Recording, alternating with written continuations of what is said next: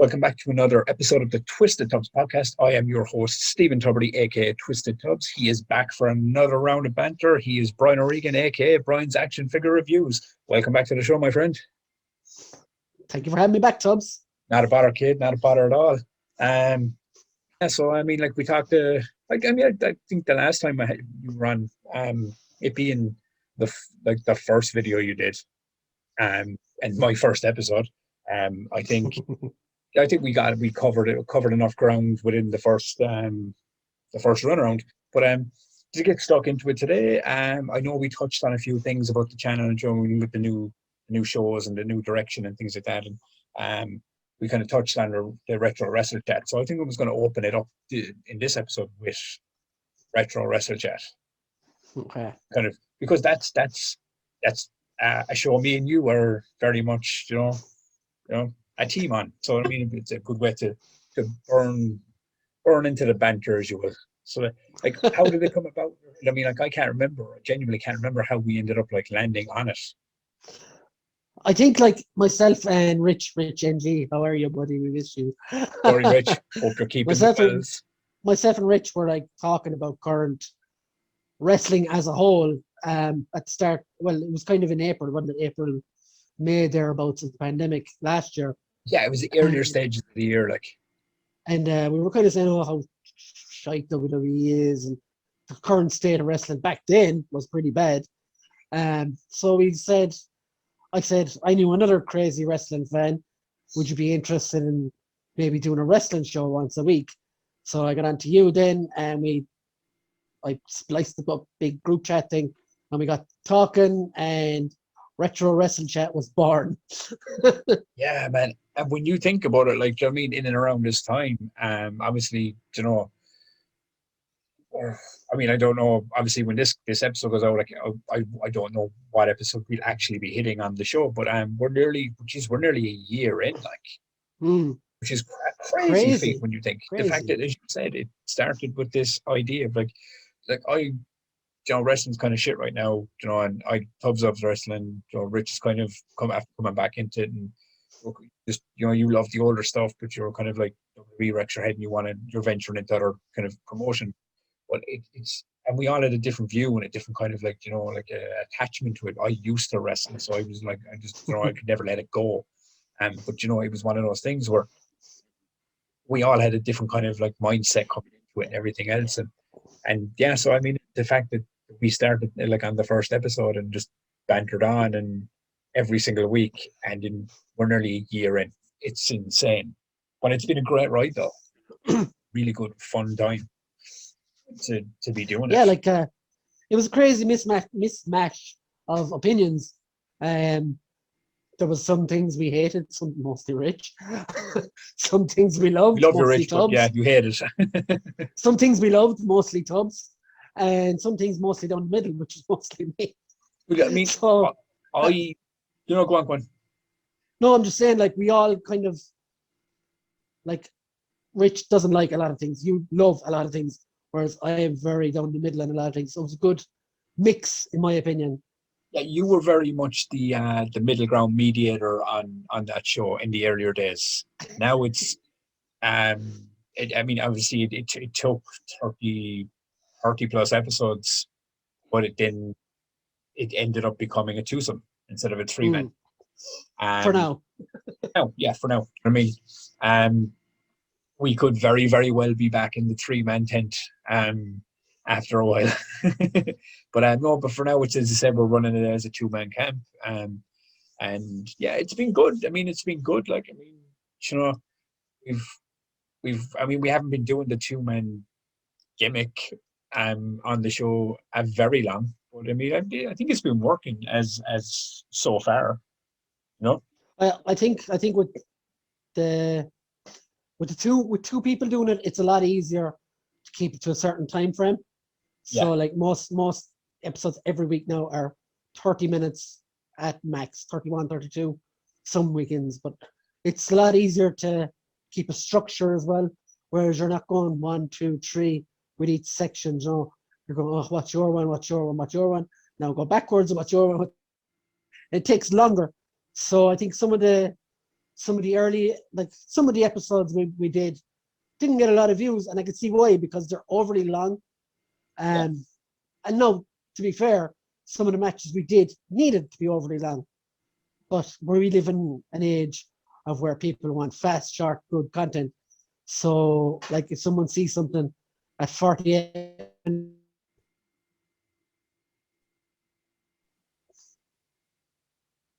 Did that blink out? no, Yeah. I no, see, this is the thing about doing the thing online, like, do you know what I mean? As in doing it through Zoom or whatever content kind of video thing you do these podcasts on, you are left in the hands of the internet and shitty signal. Like, you know, like, you are going to have to cut out, as I said in the last episodes or whatever. If it cuts out and you miss something, I apologize, but it's the mercy of the internet, my friend. You know, I'll get Brian to do ADR work during the week if we miss anything. but yeah, But basically that's what yeah, I'm saying. It's a lot easier to get through the sections and stuff when there's only two.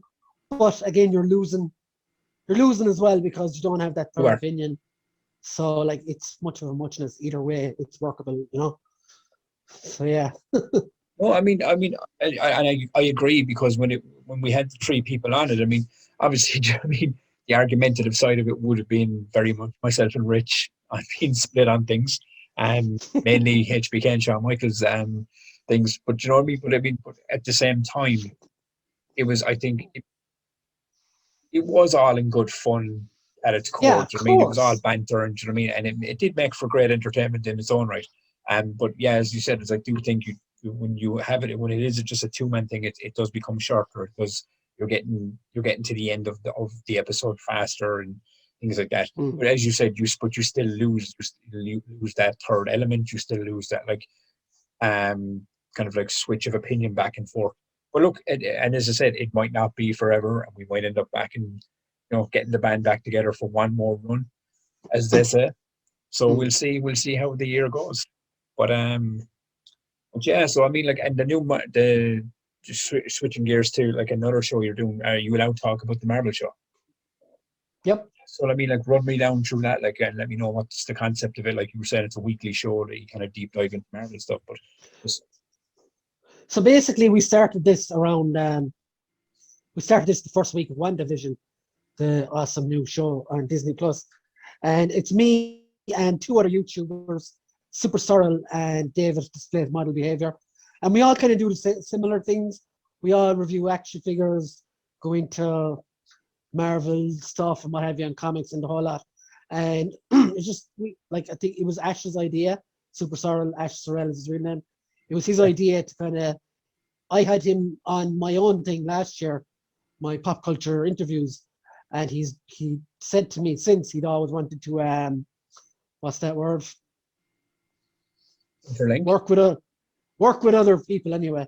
I know there's a better word for it, but so it was his idea. He started a group chat and invited both of us on, and we've been doing that now for a couple of weeks. And it's good fun.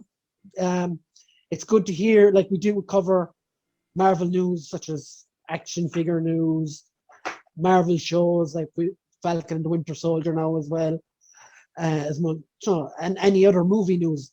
And we call it the Marvel Action Hour, but sometimes it's only a half an hour, depending on what episode we're on in WandaVision and stuff. Yeah. Because, like, we're myself, himself, and himself, we're all busy. We all have our own YouTube channels to do as well. So sometimes we can only fit in a half an hour of a Sunday. Yeah. But yeah, that's that show for you. No, I think it's good. I mean, it harps back to what we were saying in the other episodes. It was when it comes to, like, bleeding into other people's channels, but having other people bleed into yours, it creates this connectivity. Yeah. And as you said before, that's how you grow stuff, man. That's how things end up growing bigger, and you put more people on your product as much as you're putting people onto someone else's product. So I think it's cool, man. I think it's cool that you're kind of jumping on these extra shows, and the fact that we're doing the wrestling thing, and now And the just podcast that you're on, it's and just to tie those things together, the wrestling and the last thing, it's yeah, like Tony Khan at the moment. We opened the forbidden door, and we're all working yes. together.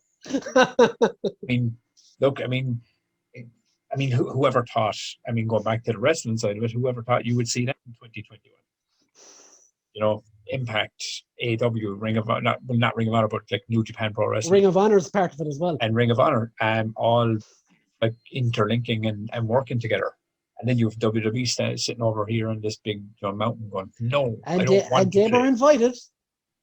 You know what? I'll be honest to God, I don't know if anyone agrees with me on this, but I think if WWE was being ran by Triple H with the NXT thing, I reckon you might have a better chance of interlinking stars across brands. Vince is too stuck in his ways. I don't think that'll ever happen. Like, you're not going to see Roman Reigns show up on AEW, because in WWE's eyes, we're like, we're the biggest show in the world. Why do we need you? Yeah. So it's just that thing, man. When you look at it that way and kind of go, fuck them in their face, is what I say. Not very PG, Tubbs. Oh, no, God, no. Look, I mean, I should put this warning out. I mean, like, I should have put it at the very beginning of the first episode. You've kicked that door down, so let's keep going. If cursing offends you, don't watch my show, because it's like a second language to me, and I'm pretty sure it's a second language to my guests. Some of them not so much, but it ends up coming out. So you will have F-bombs in other language used. We'll try to keep it down. No, see you next Tuesday, though. Yes, it is. But but like, switching gears to the movie thing, because we're big movie heads. I want to get your opinion on the whole like cinema streaming kind of era that we're in at the moment. Like, are you a fan of it, or like, obviously, I mean, like, if you're like me, like, I'm all good with streaming. I'm all good at like Matrix 4 in my house. That's awesome. But at the same time, I get these urges and moments where I'm like, I really just want to go watch a movie, because for me, going to the cinema was always this experience of just like going in, like shutting your brain out from the outside world and plugging into this like fake reality, and just not just watch a movie and just like completely detract from what's going on in your normal life for 2 hours and just enjoy it in a big dark room with other people with the same mindset. But so like, where's your head with it? Like, I mean, are you kind of like missing theaters? Are you kind of happy you can stream a lot of stuff now? Or? I think half and half. Like, for stuff like Godzilla versus King Kong and Marvel Cinematic Universe stuff and the DC stuff and all the big budget knock'em sock'em robots type movies, they need to be seen in the cinema, man. There is no, and you may not agree with me, but there is no substitute for watching something like that in a cinema. I mean, but I will say that with a but. There is something to be said for the type of people that are in the cinema when you watch any given movie, because I've gone to see, like 2018 was it, the last Halloween movie, and I think The Nun as well around the same time. And I remember that conversation. Both experiences would put anyone off a cinema for life, because of certain people in there shouting and pretending, "Hey, you've been so scared!" And this kind of shit, and it just ruins the movie for you. So there's like, I want to go see those movies. With the Marvel films though, or the big budget films, you don't get as much of that. So I think it's maybe just the horror films or certain movies. I don't know. And I think it just comes down to certain people as well, man. Do you know what I mean? I've gone to the cinema as well, where people are just they're on a date, so they're not really interested in what's on the screen. They're there for another reason, or there's just kids there kind of they got into a movie they shouldn't be in, or and they're mess acting and things. And I mean, I've been in movies before where people have like, like really annoyed me. Like, I'm trying to just watch a fucking film here. Do you know what I mean? Just if you want to be an asshole, then get the fuck out. But I mean, like, I was going to say, like, when I walk into the actual room that it's in, where all the seats and stuff are, I will actually look up at the crowd and go to completely the opposite side of the room. I've been social distancing for years, folks. I'm an expert in cinemas in general. No, but I don't know. It's such a cathartic experience in itself as well, though, man. The cinema, the whole cinema experience, going in to a room full of people you don't know, and you know what I mean. It's not like it's not like it is a social gathering, but it's not a It's social an event. atmosphere thing as well. Yeah, because I mean, you know yourself. If me and you went to the cinema, not as wives, but as in like as mates, and we just went and we're just watching a movie. You know, we're not inter like it, we're not there for everyone else in that room. We're there to watch what's on this screen. We're there to focus, and take it all in. And I think 90% of the time, that's the mindset going into a cinema. Is that's what people intend to do, and that's what they're kind of there for. But you do get that 10% that's just going to be an asshole, kind of, Like I think not the even perfect intentional. Sometimes it just it just they're just how people who just they are that they're way. just who they are. Like I think the perfect example for me, the But argument about cinema and streaming is Avengers Infinity War. Um, Now it's out 3 years, so I don't care about spoilers. If you haven't spoiler seen it, warning. if you haven't seen it, tough shit, basically. Yeah, exactly. But when they're on Titan, and I know you felt this part, when they're on Titan and they're all fighting Thanos, and Thanos stabs Robert Downey Jr., I have never felt the air leave a room in such a way in my whole life. You could actually feel the room gasping when they thought Iron Man was dead. And if you're sitting home watching that by yourself, you're not Yeah, getting that feeling. It doesn't hit as hard. I'm not gonna lie. All you have to do is ask Paddy Murphy how I reacted when that happened, because he was sitting next to me when that happened in that cinema when that moment happened in Infinity War. And because when Infinity War came out, there was rumblings and rumors about who might not make it out of the 2 chapter story that we were about to take on. And it was designed in such a way that it wasn't going to be like, oh, like Thanos' goon number 5 is going to be the one that gets taken out. It was like, the big players, like the main Someone character. is going You're down. going to Yeah. lose a main cast person in these movies. So when it happened, I was like, I mean, like my heart sunk. I was like, oh my god, I cannot actually believe they're after doing this. Like, and then they red herringed us for a little while longer. But you know what I Mm. mean? It was one of those things where, like, I mean, and I do agree with you. In the cinema, you're immersed. So like that. I mean, at home, depend on your TV. You know what I mean? Like, you could have a 75-inch TV or 55-inch, or you could have it. You can watching that on your phone. Who knows? But it doesn't have the same feeling. Now, There's no audience experience. yeah, That's it's the a lot best way more to put it. relaxing and personal, I find. When you are at home, just with the feet up watching, you're still taking it in, but there's nothing beats that cinema experience, man. That just that huge atmospheric, kind of. And you're not getting fleeced for popcorn. So there's that. Yeah, it's either there's I can see where people are looking at the benefits of it, because I mean, I remember I said this before, that, like, like, you're young, and obviously, and you don't drive or whatever, you're going on a date with a girl, and you're paying for like 2 tickets, you're paying for popcorn, whatever the girl wants, and you're paying for like maybe cabs in and out of the cinema, and man, before you get home, you've dropped like 70-80 bucks, man, watching movies. Do you know what I mean?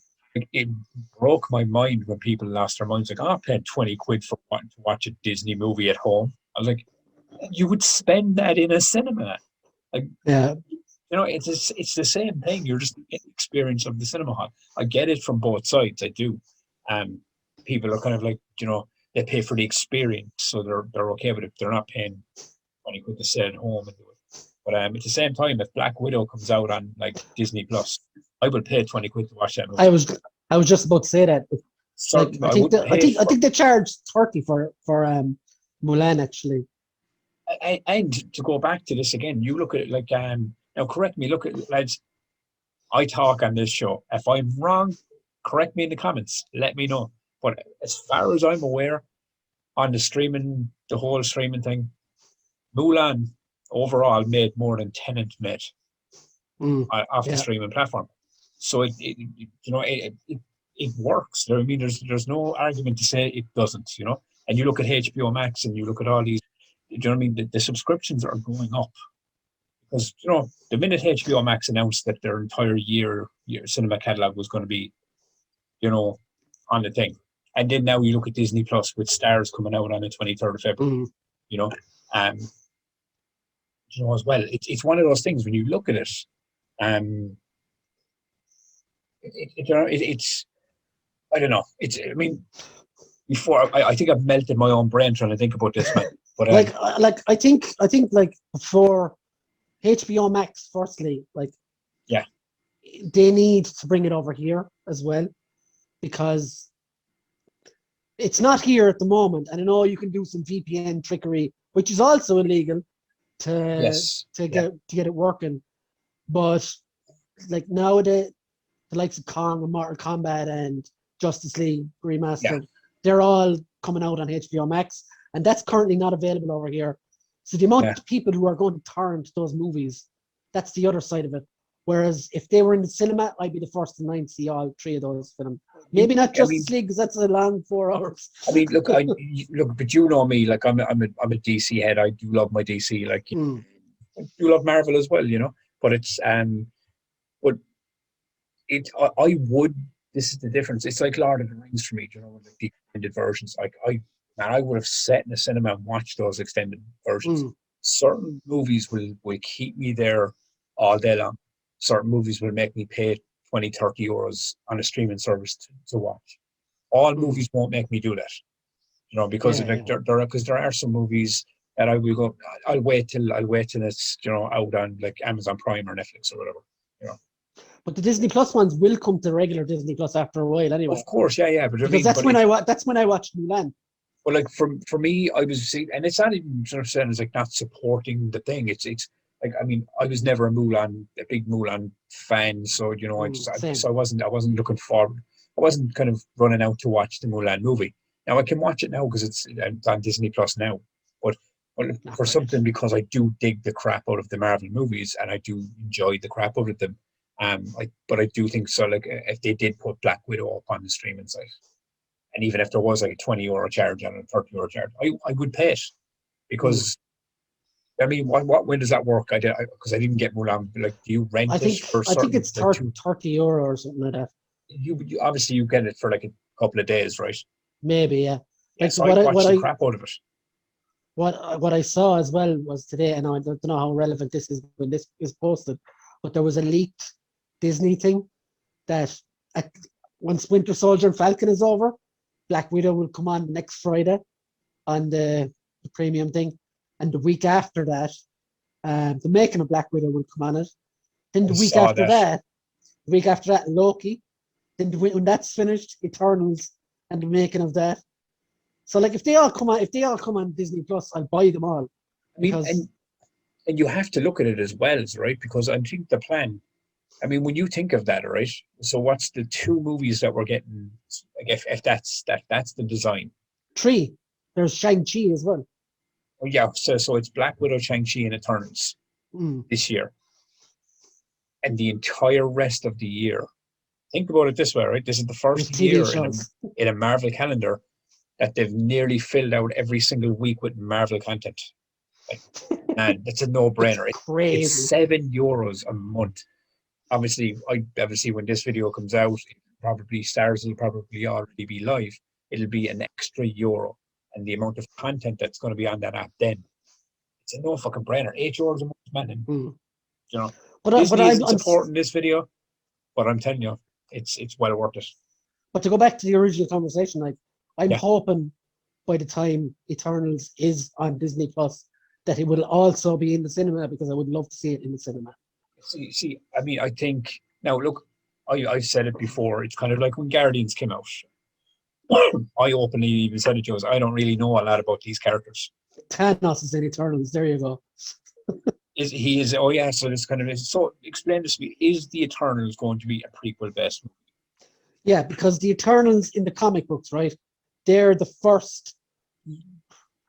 They're like, how do I even say it? They're the evolution of humans, basically. Do you know Yeah. how kind of in Ridley Scott's Prometheus, he Yes. had those guys that planted seeds everywhere. Yeah. That's kind of what the Eternals are a little bit, Okay. but not crap.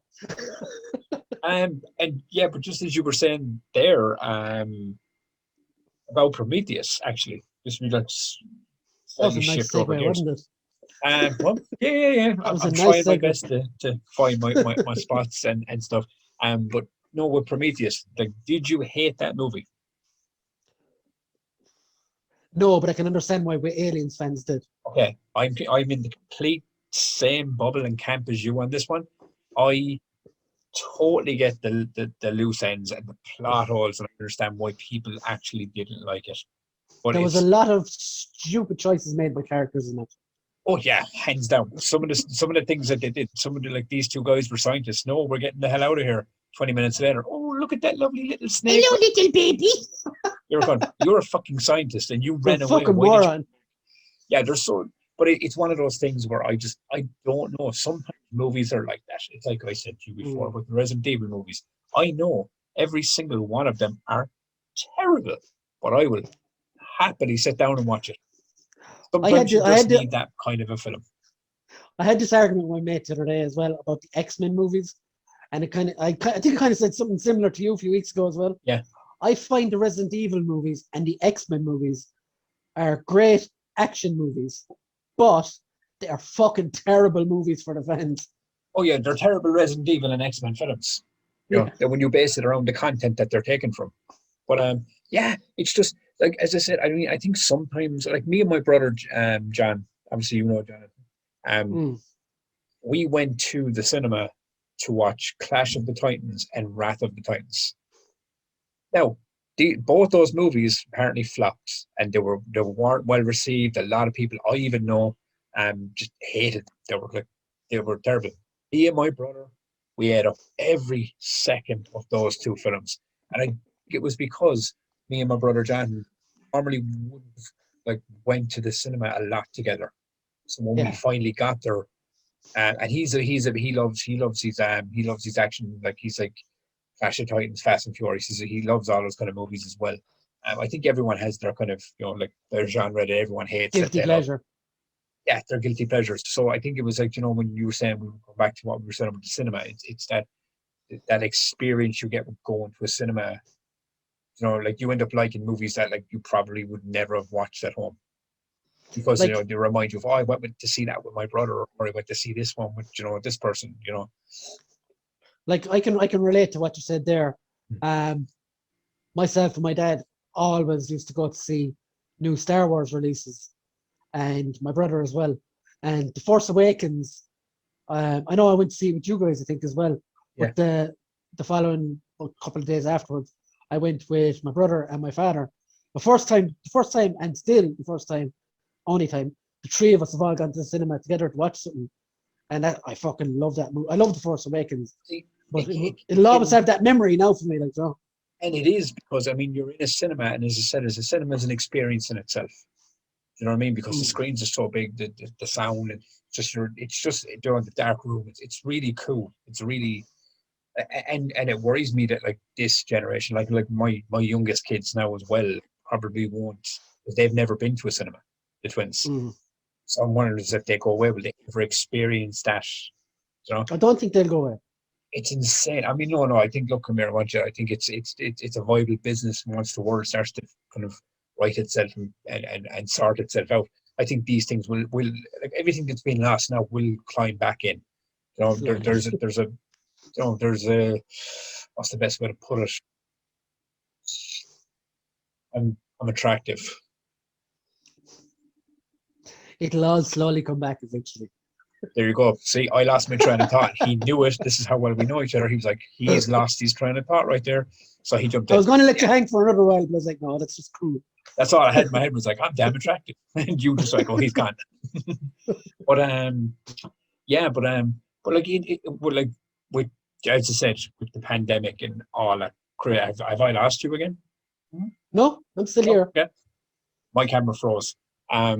But yeah, so like we were talking about like films and like pandemic and the way the world is right now. I think that leads me to my next question is just like how do you deal with keeping focused and like dealing with like lazy like moments and just your procrastination like within 20 and this year, since the pandemic lockdown, because it's been very different for everyone, but obviously everyone has their own personal kind of like things that they do to keep on top of things and just kind of creativity and so on and so forth.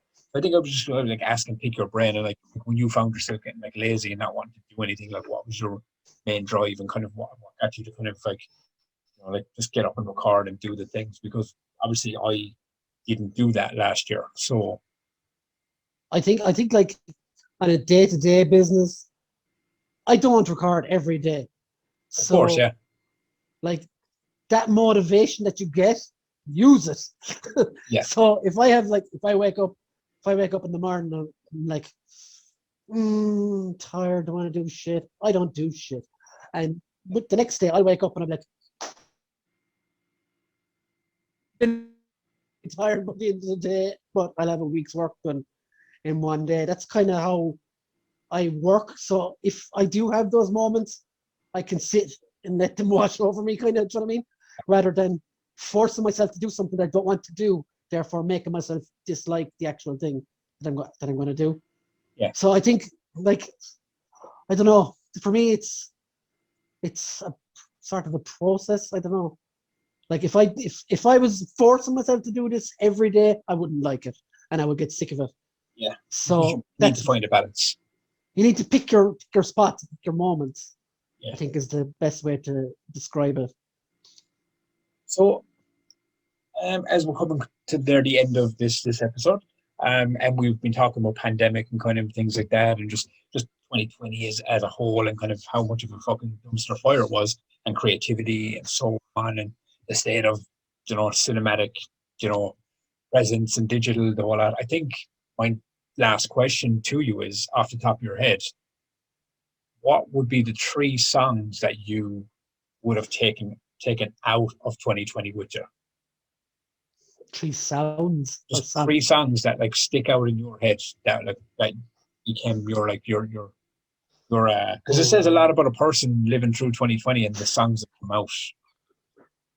There are like 3 songs that you kind of pulled, which was they're my songs. That was my anthem for that year. I'm not a music person. You don't listen to a lot of music. Do you want to know what mine was? I do, but I don't see when I'm driving. I do a lot of driving because, and To work I and listen stuff as well. So I podcast when I'm driving. Yeah. I don't I like music, but I won't. I don't know. A lot of the music nowadays isn't the best. But anyway, what's yours? I went through a weird phase last year because obviously, we've always been kind of like very different, but yet very similar on our taste in music, like Oasis and things like that. But last year, like I only stumbled upon, I had heard it. I know what you're gonna say.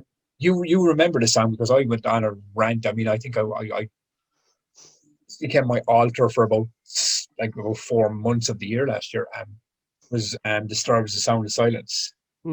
And that I had heard it before, but I don't. Which is ironic because there is hardly ever silence in your house, I bet. There's never silence in my own head. Do you know what I mean? So to find that song and really connect with it in a crazy way. But it was the sound of silence from Disturbed. Excuse me.